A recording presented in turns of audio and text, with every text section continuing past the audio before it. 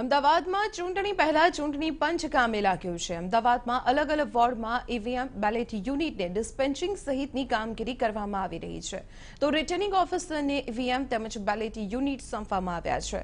અમદાવાદ શહેરમાં 48 વોર્ડમાં 4325 જેટલા બૂથ બનાવાયા છે, જ્યાં અંદાજે 45,000 લોકો કામ કરશે।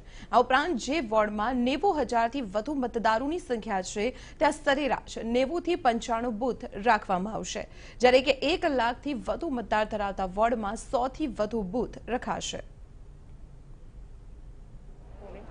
રાજ્યની 6 મહાનગરપાલિકાની ચૂંટણી માટે આવતીકાલે મતદાન યોજાનાર છે, ત્યારે અમદાવાદ મહાનગરપાલિકાના ચૂંટણી માટેની તમામ તૈયારીઓ પૂર્ણ કરવામાં આવી રહી છે। પ્રિસાઇડિંગ ઓફિસર હોય, પોલિંગ સ્ટાફ હોય, તેમને ઓર્ડર આપવાની કામગીરી હાલ કરવામાં આવી રહી છે, જેથી કરીને કાલે તમામ જે ચૂંટણી અધિકારી છે તે તેમના જે બૂથ છે તે બૂથ ઉપર પહોંચી શકે। સાથે જ આજે તમામ પોલિંગ ઓફિસર, પ્રિસાઇડિંગ ઓફિસરને ચૂંટણીલક્ષી કામગીરી માટેનો જે સામાન છે કે જેમાં બેલેટ યુનિટ હોય, કંટ્રોલ યુનિટ હોય, મતદાન મથક માટેનો જે સામાન હોય તે સામાન આપવાની કામગીરી પર હાલ પૂર્ણ કરવામાં આવી રહી છે।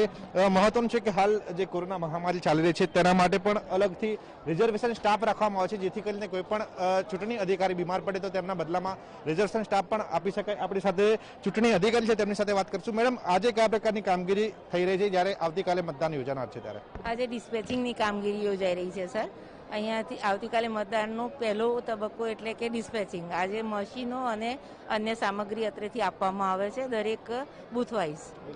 મેડમ, મહામારી ચાલી રહી છે અને ખાસ કરીને જો વાત કરવામાં તો આપણે રિઝર્વેશન સ્ટાફ પણ રાખ્યો છે, જેથી કરીને કોઈ પણ વ્યક્તિ ચૂંટણી અધિકારી બીમાર પડે તો તેને ફાળી શકાય। કેટલો રિઝર્વેશન સ્ટાફ રાખવામાં આવ્યો છે? 10% રિઝર્વેશન સ્ટાફ રાખવામાં આવેલો છે।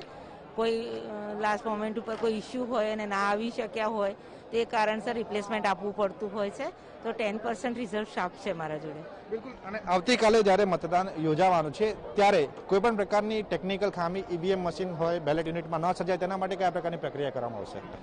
દરેક જે બૂથ છે એના 10% અમે રિઝર્વ મશીનો ઓલરેડી તૈયાર રાખેલા જ હોય છે, અને એ મશીનો નજીકના એવા લોકેશન ઉપર રાખવામાં આવે જેનાથી તાત્કાલિક રિપ્લેસમેન્ટ કરી શકાય, અને એઝ પર નોર્મ્સ 30 મિનિટના પહેલા આપણે રિપ્લેસમેન્ટ કરવાનું હોય છે, એ ઝડપથી પૂરું થાય।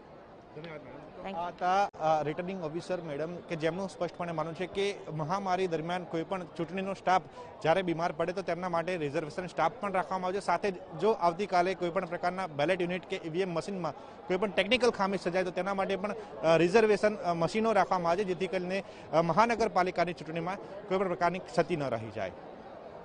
કેમેરા પર્સન દીપક સેન સાથે પ્રતિક જાદવ, TV9।